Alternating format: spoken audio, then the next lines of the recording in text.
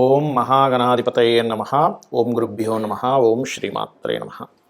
ప్రేక్షకులందరికీ కూడా లలితాంబిక అమ్మవారి యొక్క అనుగ్రహం పరిపూర్ణంగా కలగాలని మనస్ఫూర్తిగా కోరుకుంటూ మనం ఈరోజు చెప్పుకోబోయేటువంటి టాపిక్ ఏమిటి అంటే మనకి వారాహి నవరాత్రులు వస్తున్నాయి.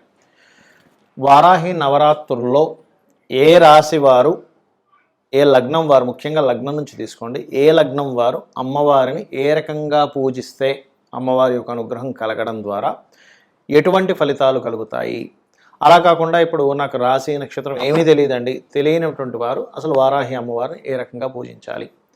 వీడియో ఆఖరి వరకు చూడండి. అసలు వారాహి అమ్మవారిని పూజించడం వల్ల కలిగేటువంటి ఫలితాలు ఏమిటి, అసలు పూజించవచ్చా పూజించకూడదా, ఏ సమయంలో పూజించాలి, ఏ సమస్య ఉన్నటువంటి వారు ఏ రకమైనటువంటి నైవేద్యం పెట్టాలనేటువంటి విషయాలన్నీ కూడా నేను మీకు చెప్తాను.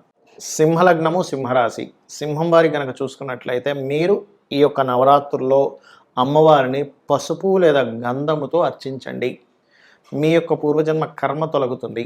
అదేవిధంగా పసుపు రంగు పుష్పాలతో కూడా అర్చించవచ్చు. ముఖ్యంగా మీరు మామిడి పండు కానీ లేకపోతే అరటిపళ్ళు కానీ నైవేద్యంగా పెట్టండి. మరియు దీంతోపాటు మీరు అమ్మవారి యొక్క నామాలతో పాటు దత్తాత్రేయుడి యొక్క నామస్మరణ కూడా చేయండి. ఎప్పుడు కూడా ఒక దేవతా ఆరాధన చేసేటప్పుడు మనకి ఇష్టదైవం కానివ్వండి, లేకపోతే మన జన్మజాతకంలో ఏ గ్రహం అయితే యాక్టివ్ అయితే మనకు రుణ రోగ శత్రువులు తగ్గుతాయో ఆ యొక్క గ్రహ అధిష్టాన దేవతను కూడా చేసినట్లయితే ఖచ్చితంగా బాగుంటుంది. నాకు అన్ని స్తోత్రాలు తెలియవండి, దత్తాత్రేయుడిది ఎలా చేయాలో అని అనుకునేటువంటి వారు సింపుల్గా ఓం జయ గురుదత్త, శ్రీ గురుదత్త అనుకోవచ్చు. లేదా దిగంబర దిగంబర శ్రీ పాదవల్లభ దిగంబర అనే నామస్మరణ చేసినా కూడా వరాహి అమ్మవారి స్తోత్రాలతో పాటు మీకు అది మంచి ఫలితాలను ఇస్తుంది. అదేవిధంగా మరొక విషయం ఏంటంటే, ఇక్కడ మీరు గోవులకి గోసేవ చేయాలి అనుకుంటే అరటికాయలు తినిపించండి. ఈ నవరాత్రులు కూడా, ఈ నవరాత్రులు ప్రధానంగా మీరు చేయవలసింది ఏమిటంటే, ఒకటి మీ యొక్క గురువుల్ని తలుచుకోవడం, మీ మంత్ర గురువు కావచ్చు, ఎవరైనా కావచ్చు, మీ యొక్క గురువుల్ని తలుచుకోవడం, మరియు అమ్మవారికి పసుపు వస్త్రం లాంటిది ఏదైనా సరే ఆ కలశం మీద పెట్టడం. కొంతమంది కలశం పెడుతూ ఉంటారు నవరాత్రుల్లో, పసుపు వస్త్రం పెడితే ఇంకా తొందరగా మీకు ఫలిస్తుంది. అదేవిధంగా మరొక విషయం ఏంటంటే, ఇక్కడ అమ్మవారి యొక్క ఆరాధన చేసి అమ్మవారికి నైవేద్యం పెట్టేటువంటి విషయాల్లో అరటిపళ్ళు మరియు మామిడి పళ్ళతో పాటు శనగపప్పుతో చేసినటువంటి పదార్థం ఏదైనా సరే, శనగపప్పుతో తయారు చేసే రకరకాలు ఉంటాయి, అటువంటి పదార్థం నైవేద్యంగా పెట్టినట్లయితే కూడా మంచి ఫలితాలు వస్తుంది. అయితే ఎవరికైనా సరే సంతాన సంబంధించిన ఇబ్బంది ఉందండి, లేకపోతే మిమ్మల్ని గైడ్ చేసే వాళ్ళే మిమ్మల్ని మిస్గైడ్ చేస్తున్నారు అని అనుకునేటువంటి వారు ఈ దత్తాత్రేయుడి యొక్క సంబంధించింది కూడా ఈ నవరాత్రులు కనుక చేసినట్లయితే ఇంకా మంచి ఫలితాలు వస్తాయి. దీంతోపాటు మీ యొక్క సంతానానికి విదేశాలకు పంపించాలంటే కొంతమంది భయపడుతూ ఉంటారు, ఏమవుతుందో ఏంటో అని. ఈ సమయం అటువంటి భయాలు తొలగిపోయి, ఎందుకంటే ఒక్కోసారి ఏమవుతుంది, పిల్లవాళ్ళకి ఛాన్స్ వస్తుంది కానీ మీరు పంపించాలంటే అమ్మో అక్కడ ఎలా ఉందో పరిస్థితి, పంపించితే ఏమవుతుందో, ఎవరినైనా నమ్మాలంటే ఏమిటో అనేటువంటి భావన కలుగుతూ ఉంటుంది. కాబట్టి ఇది చేసినట్లయితే మరింత అద్భుతంగా ఉంటుంది. మరియు దీంతోపాటు ప్రత్యేకంగా మీకు 4, 9 అధిపతి, అంటే 4వ స్థానం ఆస్తులుగా చెప్తూ ఉంటారు, 9వ స్థానంలో ఉన్నాడు ఆ కుజుడు, శని దృష్టి ఉంది. కాబట్టి మీరు ఏదైనా ప్రాపర్టీ రిలేటెడ్ పరంగా కానివ్వండి, వాహన సంబంధించినటువంటి వాటి పరంగా కానివ్వండి, భూ సంబంధించిన ఇబ్బందులు ఏవైనా ఉన్నా, లేదా తల్లిదండ్రులకు అనారోగ్య సమస్యలు ఉన్నా కూడా ఈ వారాహి అమ్మవారి యొక్క స్తోత్ర పఠనం చేస్తూ సంకల్పం చెప్పుకోవాలి. ఎప్పుడు కూడా ఏదైనా ఒక సంకల్పం చెప్పుకొని పూజ చేయాలి. ఏమీ లేకుండా ఊరికనే పూజ చేస్తూ ఉంటే దాని ఫలితం మీరు సంకల్పం చెప్పుకున్న దానికి చెప్పుకోకుండా చేసేదానికి చాలా తేడా ఉంటుంది.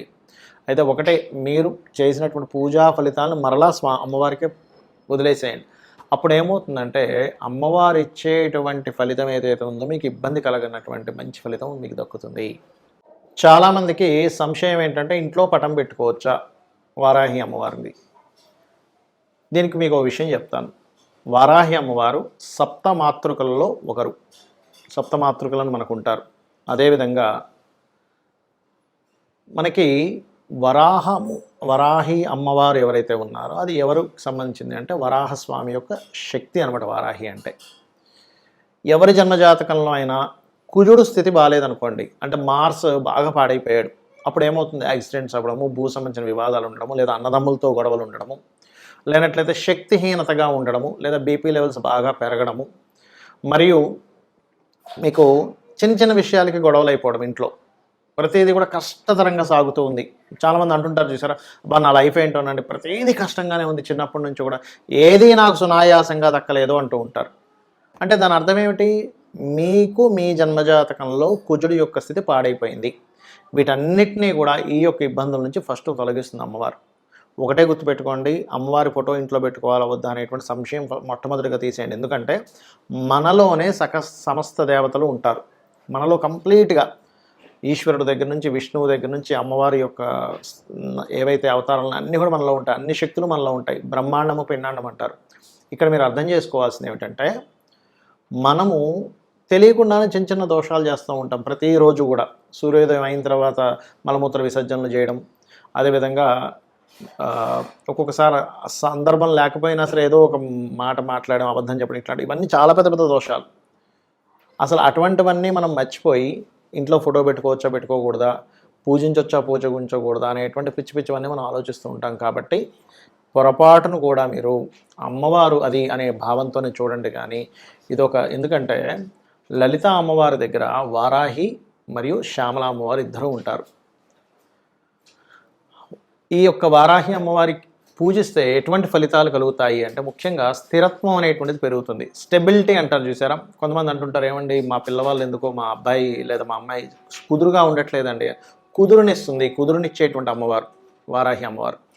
అలాగే రెండవది ఏంటంటే, నేను ఉద్యోగంలో ఒక దగ్గర స్థిరంగా ఉండలేకపోతున్నానండి, మాటిమాటికి మారిపోవాల్సి వస్తుంది. అది ఎందుకు జరుగుతుంది? మీ జన్మజాతకంలో దశమ స్థానము అంటారు. అంటే వృత్తి స్థానాధిపతి కనుక చర రాశి సంబంధం కానీ చరగ్రహాలతో సంబంధం కానీ కలిగినప్పుడు ఏమవుతుంది, ఒక దగ్గర కుదురుగా ఉండలేరు. ఒక 6 నెలలు ఒక దగ్గర చేస్తే వెంటనే మానేసి మళ్ళీ ఇంకో దగ్గర షిఫ్ట్ అవ్వడం, లేకపోతే ప్లేసులు మాటిమాటికి మారడం. అది సింగిల్గా బ్యాచులర్గా ఉన్నంతసేపు బాగానే ఉంటుంది, కానీ ఒక ఫ్యామిలీతో ఉన్నప్పుడు చాలా ఇబ్బందిగా ఉంటుంది. వాళ్ళ పిల్లల చదువుల విషయంలో కానీ, లేకపోతే ఇన్సెక్యూరిటీ వస్తూ ఉంటుంది. కాబట్టి ఆ ఇన్సెక్యూరిటీ ఫీలింగ్ అనేటువంటిది తొలగిస్తుంది. మనిషిలో ఉండేటువంటి చంచలత్వాన్ని తగ్గిస్తుంది వారాహి అమ్మవారు. అదేవిధంగా చూడండి, దారిద్ర నాశనము చేస్తున్నట్టు అమ్మవారు. అయితే ఈ అమ్మవారి యొక్క పూజ ఎప్పుడైనా గుర్తుపెట్టుకోండి, రాత్రి సమయంలో అంటే అసుర సంధ్య సాయంత్రం తర్వాత చేయాలి. వారాహి అమ్మవారు చక్కగా పటం పెట్టుకొని మీరు పుష్పాలతో కానీ, అక్షింతలతో కానీ, లేనట్లయితే కుంకుమతో కానీ, పసుపుతో అయినా, గంధంతో అయినా సరే అమ్మవారిని పూజించవచ్చు.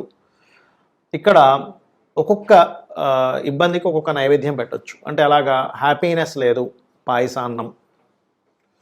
అంటే లైఫ్లో ఒక స్వీట్నెస్ లేదు, పాయసాన్నం పెట్టాలి. లేదండి మేము శని ప్రభావంతో చాలా ఇబ్బంది పడుతున్నాము, గూడాన్నము బెల్లంతో చేసినటువంటి నైవేద్యం పెట్టండి. అలా కాదండి, మేము గురుబలం లేక మాకే పనులు అవ్వట్లేదు, మీరు పసుపు అన్నము, హైద్ర అన్నం అంటారు, అంటే పసుపుతో తయారు చేసినటువంటి పులిహోర లాంటిది పెట్టవచ్చు. అదేవిధంగా మానసికమైనటువంటి సమస్యలతో బాధపడుతున్నాం, చలివిడి నైవేద్యంగా పెట్టండి. అలాగే శత్రుపీడ పోవాలి, శత్రువులతో బాగా ఇబ్బంది ఉందండి మాకు అనుకున్నప్పుడు రకరకాల ఆకులు, రకరకాల పుష్పాలతో పూజ చేస్తారు. ఆ రకంగా ఏంటంటే మీకున్నటువంటి సమస్యని అమ్మవారికి చెప్పుకొని చేయాలి. అయితే చాలామంది పెద్ద పెద్ద వాళ్ళు ఏం చెప్తారంటే, ఎవరు పడితే వారు చేయకూడదు అంటూ ఉంటారు. ఎందుకు చెప్తారు అలాగా అంటే, ఇవన్నీ దేవతా స్వరూపాలు ఎలాంటివంటే తొందరగా ఫలితాన్ని ఇచ్చేటువంటివి. ఒక ఎనర్జీ మన దగ్గర ఉన్నప్పుడు, అయితే చిన్న ఎగ్జాంపుల్ చెప్తాను చూడండి. సరైనటువంటి అవగాహన లేనటువంటి ఒక వ్యక్తికి, అంటే చిన్న పిల్లవాడికి ఎవరికి గన్ ఇవ్వం మనం, ఎందుకు వాడు ఇష్టం వచ్చినట్టు కాల్ చేస్తాడు. ఆ బుల్లెట్ వెళ్ళి అది మంచివాడా చెడ్డవాడా సంబంధం లేకుండా వాడిని కాల్ చేస్తుంది ఆ బుల్లెట్ వెళ్ళి.